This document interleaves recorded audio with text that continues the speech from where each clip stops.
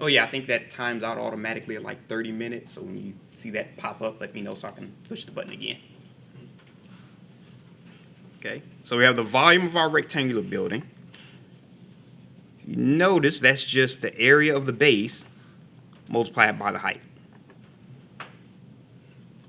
Don't move this up, right? Okay. If you notice with this one, it's just the area of the base multiplied by the height. The area of that base is what they call the cross-sectional area.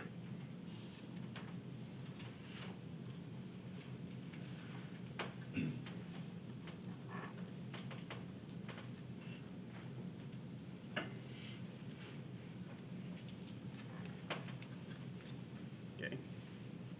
Now, what if you have one that's not so neatly built? Has kind of a complicated shape to it. So let's say if a building has a more complex shape.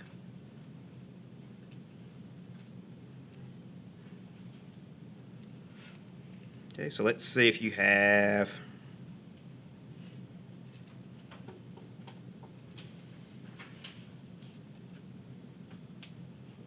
well, it's supposed to be kind of so even.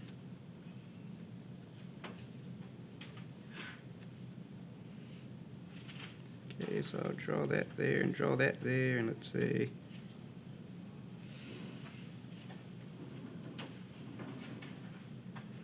kind of looks like that. Okay. Kind of a loaf of bread shape.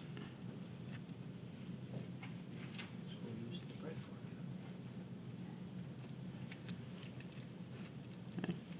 Why would you make a building look like a loaf of bread? Who knows? Maybe somebody likes bread. Factory. Yeah, exactly. Because you can, exactly. So if you have billions, just burn a hole in your pocket. Same reason somebody decided to write their name in the sand so they could see it from space. Because they could. Anybody see that picture? Where somebody wrote their name, they bought a beach, wrote their name, and so they could look at their name from Google Earth.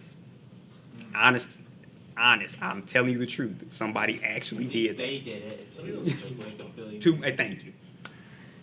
But apparently that was worth the money to buy a beach and do all that stuff. So, oh well. Yeah. You could actually see their name from. I forgot the guy's name, but apparently it was worth it. It's in sand. That big. Yeah. Right? I know. He probably has a record of like the biggest his name of a person's name ever written or something like that. I wouldn't doubt it. Some people just. Yeah, some people just bothered to go that far. So exactly. So hey, apparently it was worth it to him. All right. So if we get this loaf of bread, let's say we decide to lay it on its side. Okay, so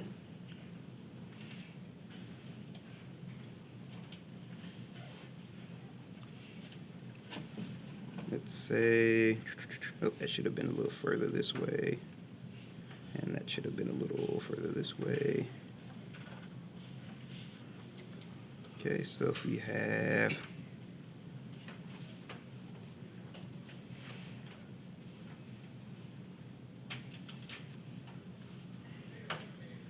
and I'm trying to draw. Oh, you will learn quickly that I cannot draw to save my life. So,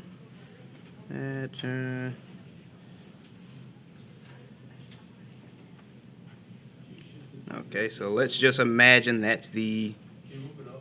Oh, thank you. So just imagine that's the loaf of bread laying on its side. Okay. Now, when we get that loaf of bread, we're going to slice it. Get it? Loaf of bread, slice. Now, you know that was funny. Don't even try it. All right. So we get that loaf of bread, we slice it, then we get one of those slices. Let's say this one here. Could have picked any one. And just move it out. Okay, so you have there.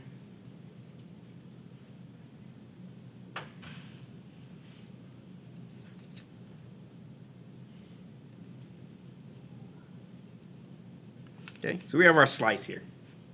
Now we're looking at it on like an x-axis. So this entire loaf is on the x-axis, and we just picked out that one little section. Then this section would have to be between two x values. We'll call this section xi, and we'll call this section xi minus 1. Just because, no particular reason for it. Just decide to call it that. Okay, so we know that from up here, our volume is equal to the cross-sectional area times the height. But remember, we got our loaf of bread and laid it on its side. So we know that our area, our volume, is going to equal our cross-sectional area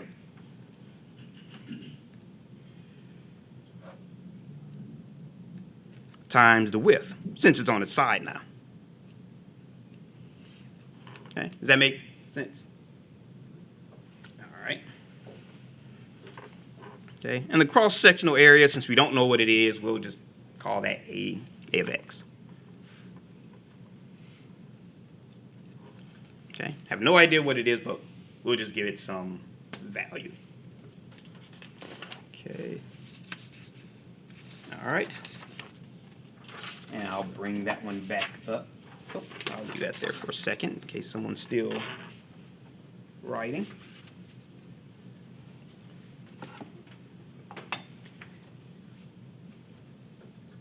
Okay. Remember, I'm going to scan all these and they'll be available, so if you miss a little bit of it, don't panic. It'll be there probably an hour or two after class.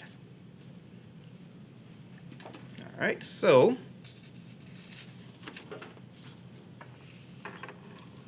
okay, so that means, make sure, yep.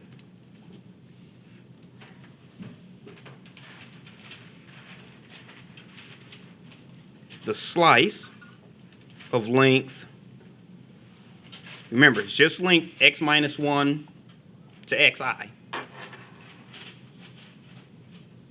Xi minus 1, rather.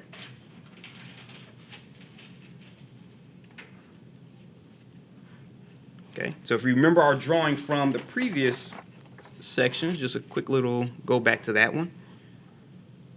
In some of those drawings, that xi looked like it could be bigger than the actual value, because remember, it's not an actual square or a cylinder. It's kind of odd shape, which means one of those may be a little bit bigger than the actual average. Some spots it may be a little bit smaller. But if you get some point in there, it'll give you the exact value of the area. Okay? We don't know where the point is, but we know if some point is bigger and some point is smaller, some point in between those two would have to be just right. Kind of like the Three Little Bears way of thinking. If one's too big, one's too small, and it's continuous, somewhere in the middle it has to be just right. Okay?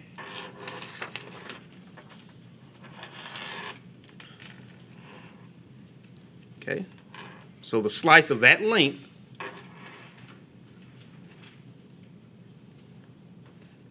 then there is some C of I in the interval.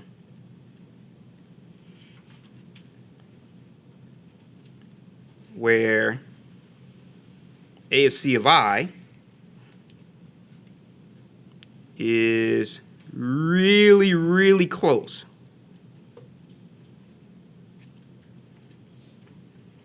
to the approximate area. Okay. It may not be exact. It may be like one thousandth of a unit off, but it's really, really close in there. And when you're dealing with areas of odd shapes, all you can hope for is really, really close.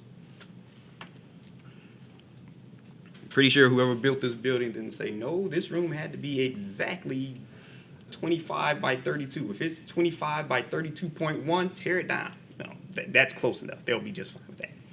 So, okay, so that means that our volume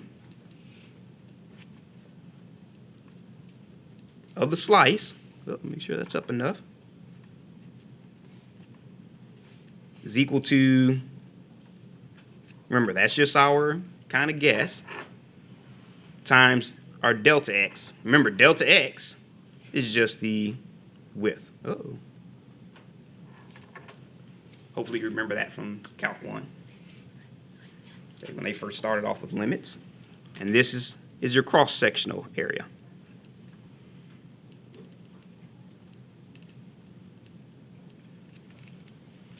Okay. Now we know since the value is in there somewhere, that C of I exists in there somewhere, that will become the volume I at I equals A CI delta X. Okay, because remember that CI is between XI and XI minus 1. So that's our really, really close approximation to the area, or our cross-sectional area. Okay, so that's what we're looking for. Okay, so if we go back to the picture of our slice, yes. When you're taking the cross-sectional area, I don't understand what the other value is that you're multiplying to get the area. Because it's just x and then xi minus 1 that's on a one-dimensional line. But then what are you multiplying it by to get the area? Is that just the C value? Oh no, if you, I think I'm understanding your question. You mean on this part here, Yeah. you have your x and your xi and xi minus 1. It's a three-dimensional shape, right? Yes. So it goes back into the z-axis? Yep, it only does, but if you have the cross-sectional area, just gives you the area of the base. Which is what times what? It depends. If it's, It's x delta times y times the what do you mean height? x delta? Well, I mean, Oh. the Uh, trying to see your question. Because the cross-sectional area is just the base, the area of the base. So since we don't have a specific shape for that base, we have to so it's kind just of a come up with one-dimensional one. approximation of... Yep, just for the cross-sectional area. Yep, it's just the base. One, then? We're just assuming that it's Assuming which one is 1. the there's because there's the width. Mhm. And there's the length. The Yes. length is 1. What do you mean the length is 1? I think I know where you're getting mixed up. Remember, we got this loaf of bread and we turned it on its side. Now, if we left it upright, the height, not saying the height, rather, would have been there. But because we turned it on its side, now the height is that way. So our delta x is now our width. I understand. Does that make sense? Right. So when we cut it into slices, instead of that entire length of x, So we the just, z-axis is the height now. yep, the z-axis will be the height. Right. But Yeah. the height doesn't really matter because you're not multiplying. You're only multiplying the one value, the one-dimensional value.